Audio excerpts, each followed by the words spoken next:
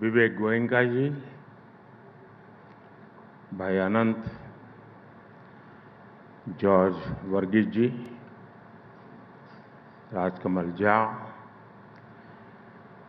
Indian Express group के सभी अन्य साथी, एक्सेलेंसीज, यहाँ उपस्थित अन्य महानुभाव, देवी और सज्जनों, आज हम सब एक ऐसी विभूति के सम्मान में यहाँ आए हैं जिन्होंने भारतीय लोकतंत्र में पत्रकारिता, अभिव्यक्ति और जन आंदोलन की शक्ति को नई ऊंचाई दी है। रामनाथ जी ने एक विजनरी के रूप में, एक इंस्टीट्यूशन बिल्डर के रूप में, एक नेशनलिस्ट के रूप में और एक मीडिया लीडर के रूप में इंडियन एक्सप्रेस ग्रुप को सिर्फ एक अखबार नहीं बल्कि एक मिशन के रूप में भारत के लोगों के बीच स्थापित किया। उनके नेतृत्व में ये समूह भारत के लोकतांत्रिक मूल्यों और राष्ट्रीय हितों की आवाज बना। इसलिए 21वीं सदी के इस कालखंड में जब भारत विकसित होने के संकल्प के साथ आगे बढ़ रहा है, तो रामनाथ जी की प्रतिबद्धता, उनके प्रयास, उनका विजन हमारी बहुत बड़ी प्रेरणा है। मैं इंडियन एक्सप्रेस ग्रुप का आभार व्यक्त करता हूं कि आपने मुझे इस व्याख्यान में आमंत्रित किया। मैं आप सभी का अभिनंदन करता हूं। साथियों, रामनाथ जी गीता के एक श्लोक से बहुत प्रेरणा लेते थे। सुख दुखे समे कृत्वा लाभा लाभो जया जयो ततो युद्धाय युजस्व नैवं पापम अव्याप्स्यसि।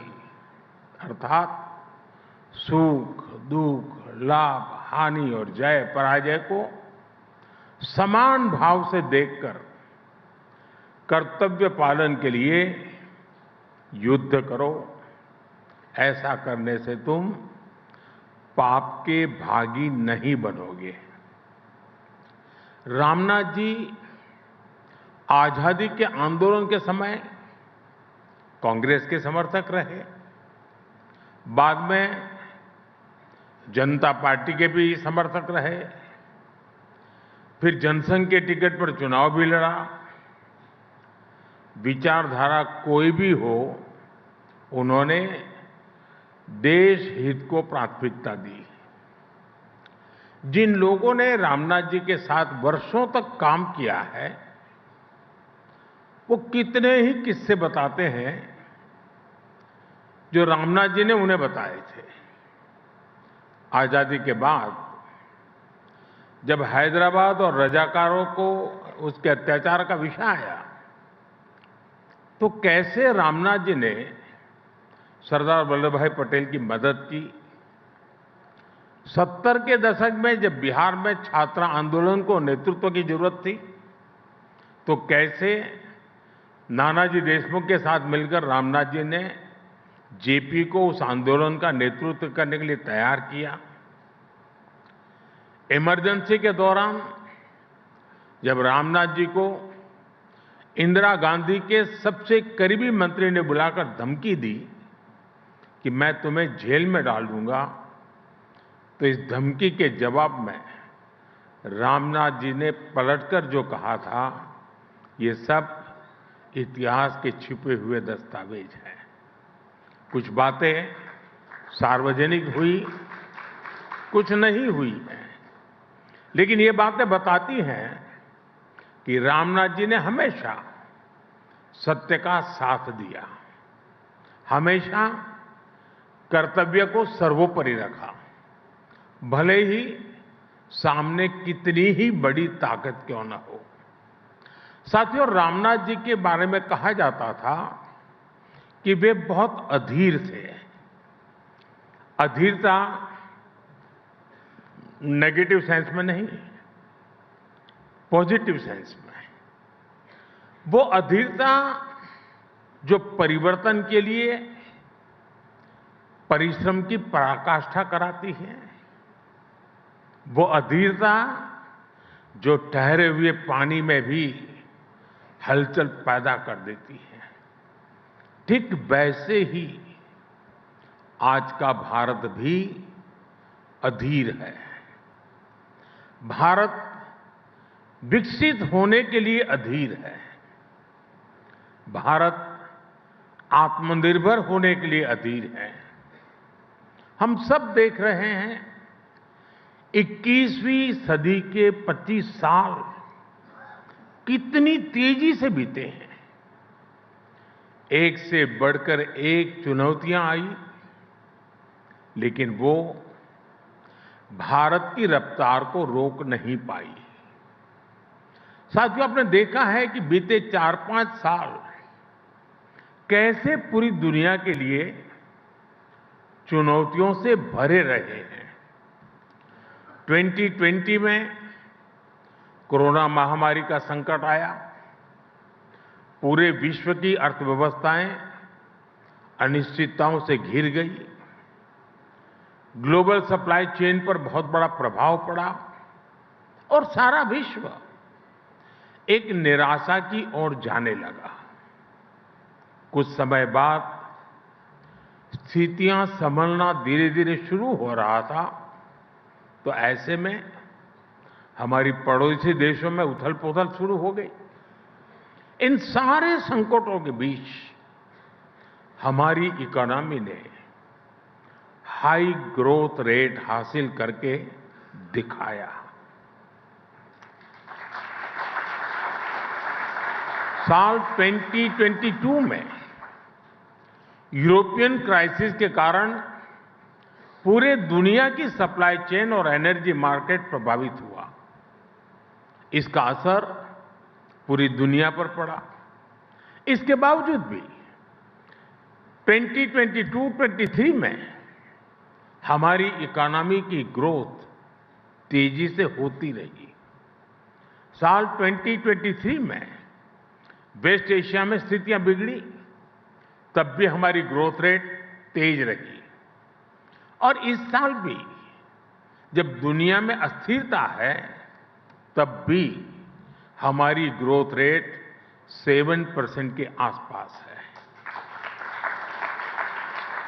साथियों, आज जब दुनिया डिसरप्शन से डर रही है, भारत वाइब्रेंट फ्यूचर के डायरेक्शन में आगे बढ़ रहा है।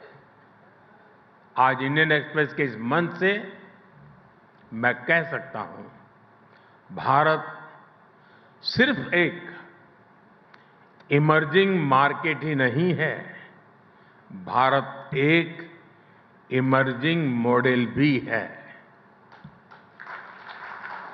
आज दुनिया इंडियन ग्रोथ मॉडल को मॉडल ऑफ होप मान रहा है।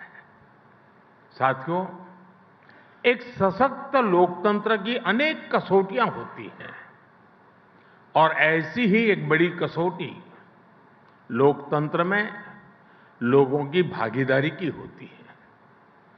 लोकतंत्र को लेकर लोग कितने आश्वस्त हैं, लोग कितने आशावादी हैं, ये चुनाव के दौरान सबसे अधिक दिखता है। अभी 14 नवंबर को जो नतीजे आए, वो आपको याद ही होंगे।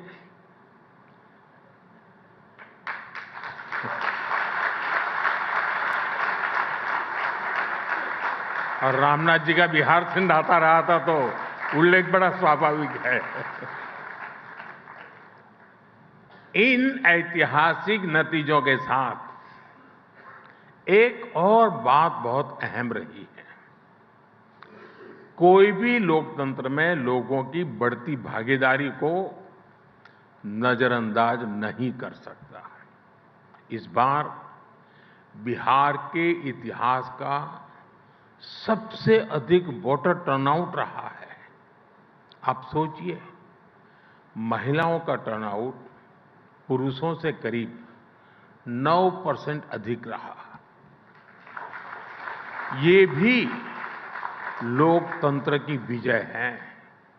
साथियों, बिहार के नतीजों ने फिर दिखाया है कि भारत के लोगों की आकांक्षाएं, उनकी एस्पिरेशंस कितनी ज्यादा है।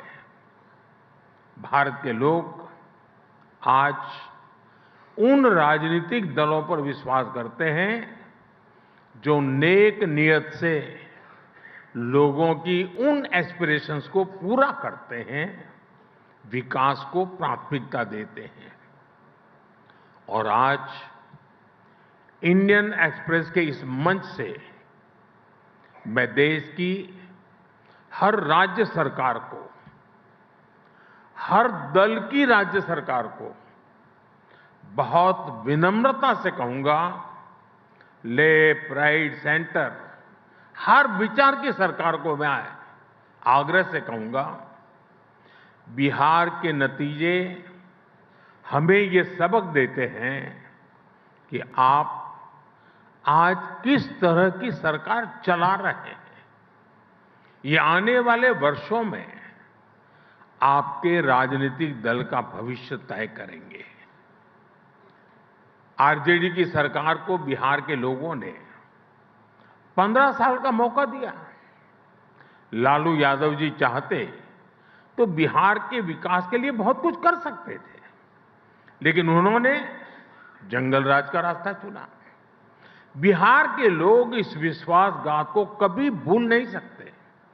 इसलिए आज देश में जो भी सरकारें हैं, चाहे केंद्र में हमारी सरकार है या फिर राज्यों में अलग अलग दलों की सरकारें हैं, हमारी सबसे बड़ी प्राथमिकता सिर्फ एक होनी चाहिए, विकास, विकास और सिर्फ विकास।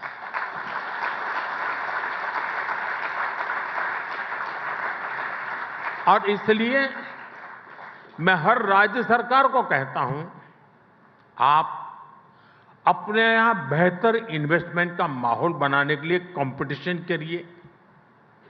आप ईज ऑफ डूइंग बिजनेस के लिए कंपटीशन करिए। डेवलपमेंट पैरामीटर्स में आगे आने के लिए कंपटीशन करिए। फिर देखिए जनता कैसे आप पर अपना विश्वास जताती है। साथियों, बिहार चुनाव जीतने के बाद कुछ लोगों ने, मीडिया के कुछ मोदी प्रेमियों ने फिर से ये कहना शुरू किया है, भाजपा, मोदी हमेशा 24/7 इलेक्शन बोर्ड में ही रहते हैं। मैं समझता हूं चुनाव जीतने के लिए इलेक्शन मोड नहीं, 2400 घंटे इलेक्शन मोड में रहना जरूरी होता है। इमोशनल मोड में रहना जरूरी होता है, इलेक्शन मोड में नहीं। जब मन के भीतर एक बेचैनी सी रहती है कि 1 मिनट भी गंवाना नहीं है, गरीब के जीवन से मुश्किलें कम करने के लिए, गरीब को रोजगार के लिए, गरीब को इलाज के लिए, मध्यम वर्ग की आकांक्षाओं को पूरा करने के लिए बस मेहनत करते रहना है। इस इमोशन के साथ, इस भावना के साथ सरकार लगातार जुटी रहती है, तो उसके नतीजे हमें चुनाव परिणाम के दिन दिखाई देते हैं।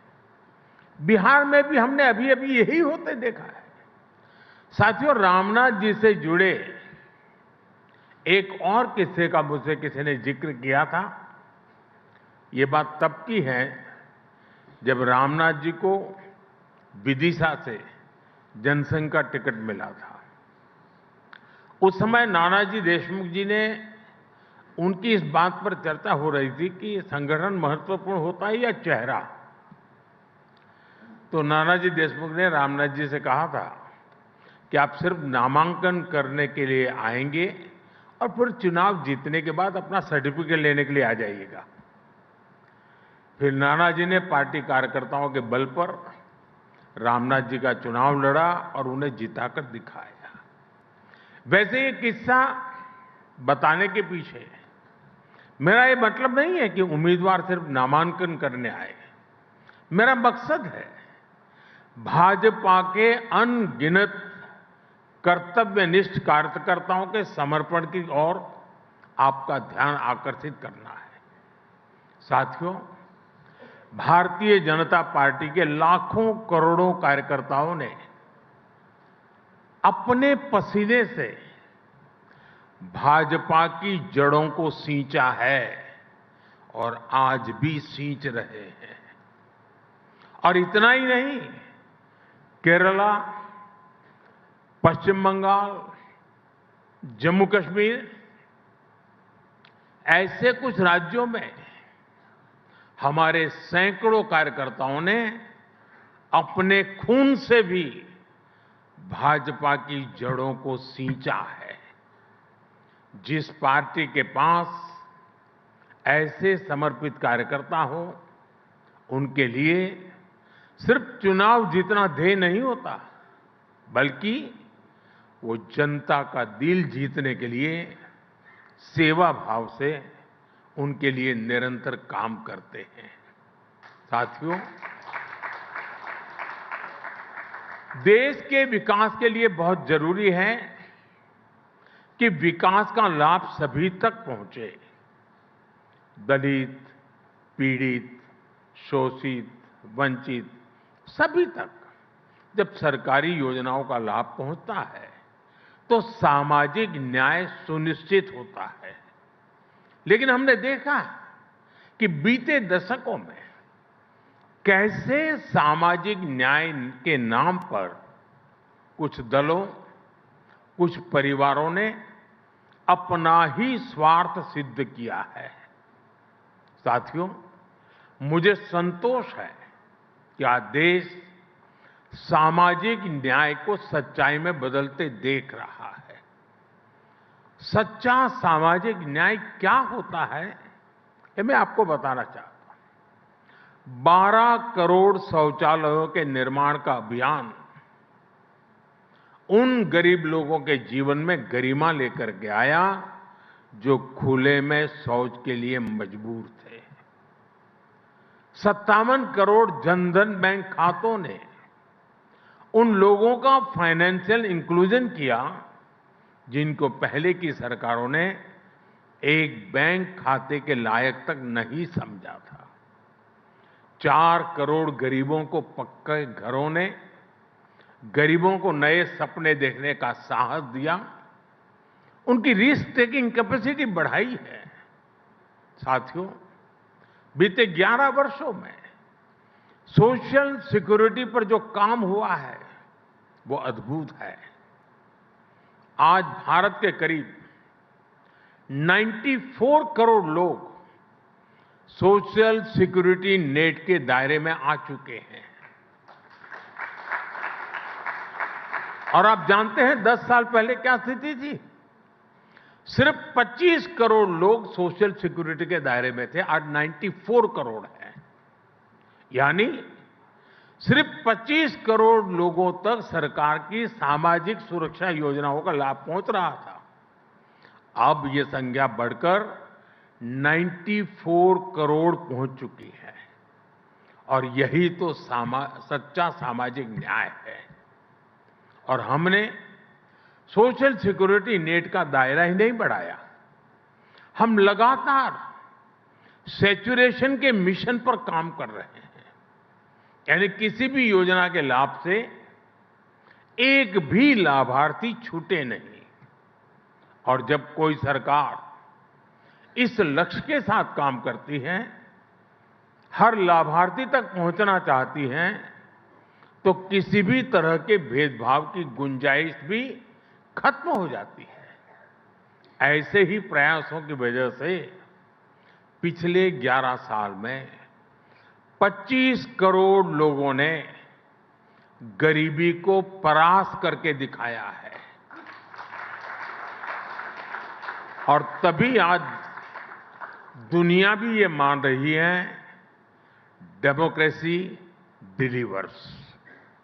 साथियों, मैं आपको एक और उदाहरण दूंगा। आप हमारे एस्पिरेशनल डिस्ट्रिक्ट प्रोग्राम का अध्ययन करिए। देश के 100 से अधिक जिले ऐसे थे जिन्हें पहले की सरकारें पिछड़ा घोषित करके भूल गई थी। सोचा जाता था कि यहां विकास करना बड़ा मुश्किल है। अब कौन सर खपाए ऐसे जिलों में? जब किसी अफसर को पनिशमेंट पोस्टिंग देनी होती थी तो उसे उन पिछड़े जिलों में भेज दिया जाता था कि जाओ वहीं रहो। आप जानते हैं इन पिछड़े जिलों में देश की कितनी आबादी रहती थी? देश के 25 करोड़ से ज्यादा नागरिक इन पिछड़े जिलों में रहते थे। साथियों, अगर ये पिछड़े जिले पिछड़े ही रहते तो भारत अगले 100 साल में भी विकसित नहीं हो पाता। इसलिए हमारी सरकार ने एक नई रणनीति के साथ काम करना शुरू किया। हमने राज्य सरकारों को ऑन बोर्ड लिया। कौन सा जिला किस डेवलपमेंट पैरामीटर में कितने पीछे है, उसकी स्टडी करके हर जिले के लिए एक अलग रणनीति बनाई। देश के बेहतरीन अफसरों को, ब्राइट और इनोवेटिव यंग माइंड्स को वहां नियुक्त किया। इन जिलों को पिछड़ा नहीं, एस्पिरेशनल माना। और आज देखिए, देश के ये एस्पिरेशनल डिस्ट्रिक्ट्स कितने ही डेवलपमेंट पैरामीटर्स में अपने ही राज्यों के दूसरे जिलों से बहुत अच्छा करने लगे हैं। छत्तीसगढ़ का बस्तर, वो आप लोगों को तो बड़ा फेवरेट है। एक समय आप पत्रकारों को वहां जाना होता था तो प्रशासन से ज्यादा दूसरे संगठनों से परमिट लेनी होती थी। लेकिन आज वही बस्तर विकास के रास्ते पर बढ़ रहा है। मुझे नहीं पता कि इंडियन एक्सप्रेस ने बस्तर ओलंपिक को कितनी कवरेज दी, लेकिन आज रामनाथ जी ये देखकर बहुत खुश होते हैं कि कैसे बस्तर में अब वहां के युवा बस्तर ओलंपिक जैसे आयोजन कर रहे हैं। साथियों, जब बस्तर की बात आई है तो मैं इस मंच से नक्सलवाद यानी माओवादी आतंक की भी चर्चा करूंगा। पूरे देश में नक्सलवाद माओवादी आतंक का दायरा बहुत तेजी से सिमट रहा है, लेकिन कांग्रेस में ये उतना ही सक्रिय होता जा रहा था। आप भी जानते हैं, बीते 5 दशकों तक देश का करीब करीब हर बड़ा राज्य माओवादी आतंक की चपेट में रहा। लेकिन ये देश का दुर्भाग्य था कि कांग्रेस भारत के संविधान को नकारने वाले माओवादी आतंक को पालती पोसती रही और सिर्फ दूर दराज के क्षेत्रों में, जंगलों में ही नहीं, कांग्रेस ने शहरों में भी नक्सलवाद की जड़ों को खाद पानी दिया। कांग्रेस ने बड़ी बड़ी संस्थाओं में अर्बन नक्सलियों को स्थापित किया। साथियों, 10-15 साल पहले कांग्रेस में जो अर्बन नक्सली माओवादी पैर जमा चुके थे, वो अब कांग्रेस को मुस्लिम लीगी माओवादी कांग्रेस एमएमसी बना चुके हैं। और मैं आज पूरी जिम्मेदारी से कहूंगा कि मुस्लिम लीगी माओवादी कांग्रेस अपने स्वार्थ में देश हित को तिलांजलि दे चुकी है। आज की मुस्लिम लीगी माओवादी कांग्रेस देश की एकता के सामने बहुत बड़ा खतरा बनती जा रही है। साथियों, आज जब भारत विकसित बनने की एक नई यात्रा पर निकल पड़ा है, तो रामनाथ गोयनका जी की विरासत और भी प्रासंगिक है। रामनाथ जी ने अंग्रेजों की गुलामी से डटकर टक्कर ली। उन्होंने अपने एक संपादकीय में लिखा था, मैं अंग्रेजों के आदर्श पर अमल करने के बजाय अखबार बंद करना पसंद करूंगा। इसी तरह जब इमरजेंसी के रूप में देश को गुलाम बनाने की एक और कोशिश हुई, तब भी रामनाथ जी डटकर खड़े हो गए थे। और ये वर्ष तो इमरजेंसी के 50 वर्ष पूरे होने का भी है। और इंडियन एक्सप्रेस ने 50 वर्ष पहले दिखाया है कि ब्लैंक एडिटोरियल भी जनता को गुलाम बनाने वाली मानसिकता को चुनौती दे सकते हैं। साथियों, आज आपके इस सम्मानित मंच से मैं गुलामी की मानसिकता से मुक्ति के इस विषय पर भी विस्तार से अपनी बात रखूंगा। लेकिन इसके लिए हमें 190 इयर्स पीछे जाना पड़ेगा। 1857 के स्वतंत्रता संग्राम से भी पहले वो साल था 1835। 1835 में ब्रिटिश सांसद थॉमस बेबिंगटन मैकाले ने भारत को अपनी जड़ों से उखाड़ने के लिए एक बहुत बड़ा अभियान शुरू किया था। उसने ऐलान किया था, मैं ऐसे भारतीय बनाऊंगा, वो दिखने में तो भारतीय होंगे लेकिन मन से अंग्रेज होंगे। और इसके लिए मैकाले ने भारतीय शिक्षा व्यवस्था में आमूलचूल परिवर्तन नहीं बल्कि उसका समूल नाश कर दिया। खुद गांधी जी ने भी कहा था कि भारत की प्राचीन शिक्षा व्यवस्था एक सुंदर वृक्ष थी जिसे जड़ से हटाकर नष्ट कर दिया।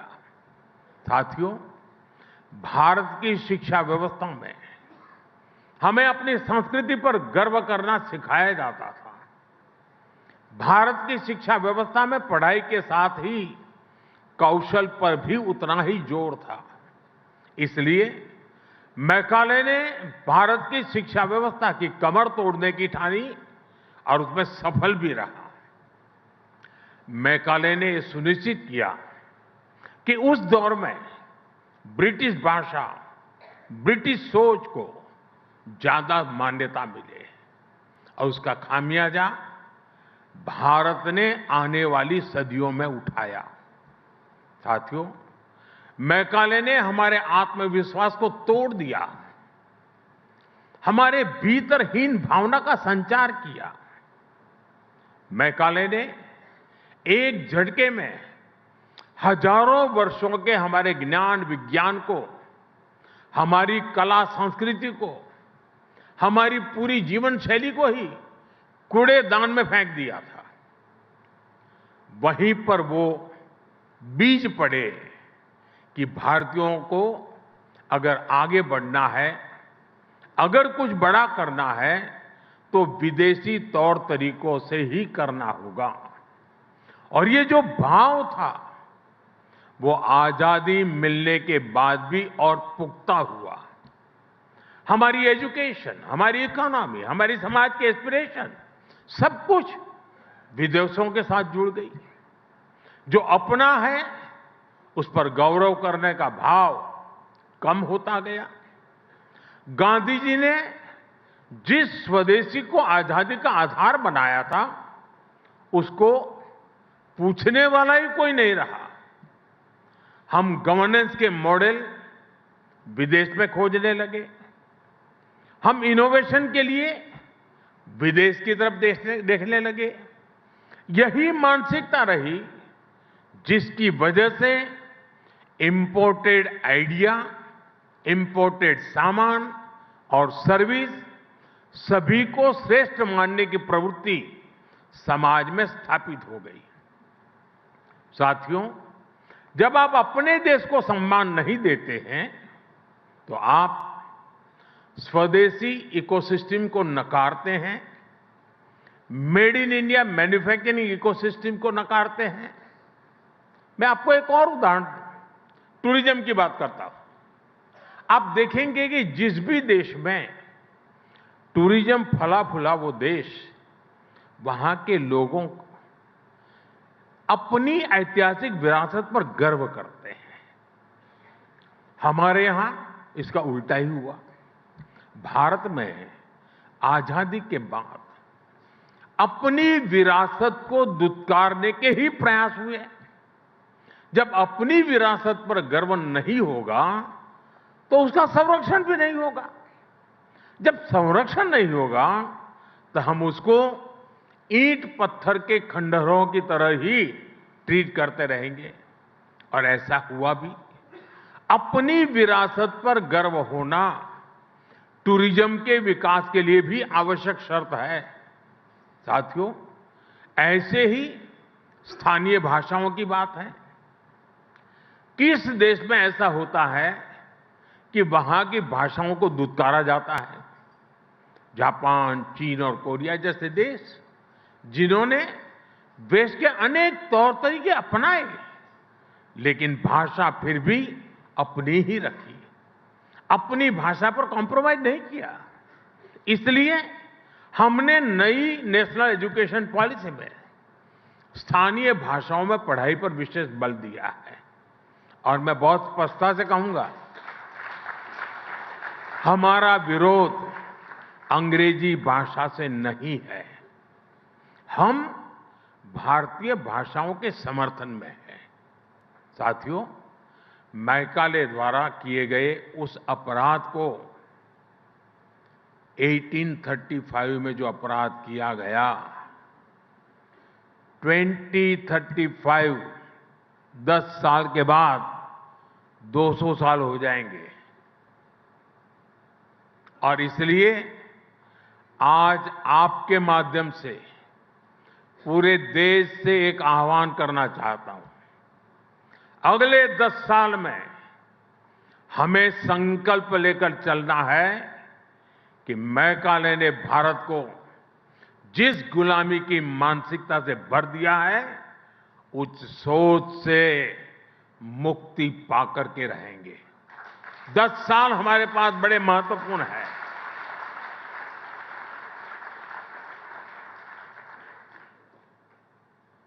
मुझे याद है एक छोटी घटना।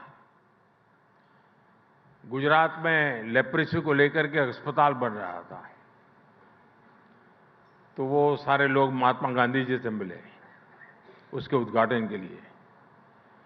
तो महात्मा जी ने कहा कि मैं लेप्रेसी के अस्पताल के उद्घाटन के पक्ष में नहीं हूं, मैं नहीं आऊंगा, लेकिन ताला लगाना है उस दिन मुझे बुलाना, मैं ताला लगाने आऊंगा। गांधी जी के रहते हुए इस अस्पताल को तो ताला नहीं लगा था, लेकिन गुजरात जब लेप्रेसी से मुक्त हुआ और मुझे उस अस्पताल को ताला लगाने का मौका मिला जब मैं मुख्यमंत्री बना।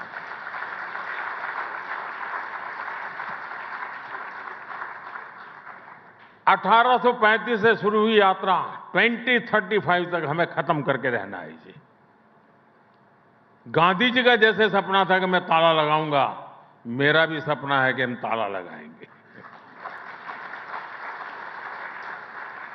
साथियों, आपसे बहुत सारे विषयों पर चर्चा हो गई है। अब आपका मैं ज्यादा समय लेना नहीं चाहता हूं। इंडियन एक्सप्रेस ग्रुप देश के हर परिवर्तन का, देश की हर ग्रोथ स्टोरी का साक्षी रहा है। और आज जब भारत विकसित भारत के लक्ष्य को लेकर चल रहा है, तो भी इस यात्रा के सहभागी बन रहे हैं। मैं आपको बधाई दूंगा कि रामनाथ जी के विचारों को आप सभी पूरी निष्ठा से संरक्षित रखने का प्रयास कर रहे हैं। एक बार फिर आज के इस अद्भुत आयोजन के लिए आप सभी को मेरी ढेर सारी शुभकामनाएं। और रामनाथ गोयनका जी को आदरपूर्वक मैं नमन करते हुए मेरी बात को विराम देता हूं। बहुत बहुत धन्यवाद।